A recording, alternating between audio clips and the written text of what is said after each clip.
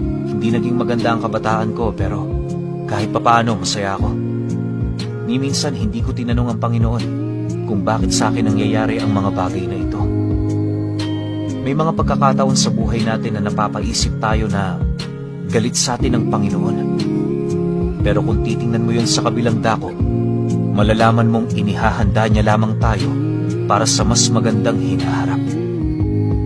Kung ibang taong nakaranas ng nakaraan ko, paniguradong sasagi sa kanilang isipan na tapusin na ang kanilang buhay.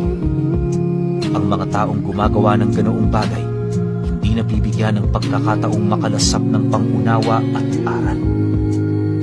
Di hamak na mas magandang mabuhay na merong pagtitiis, kesa naman tapusin mo ito dahil ayaw mong magtiis.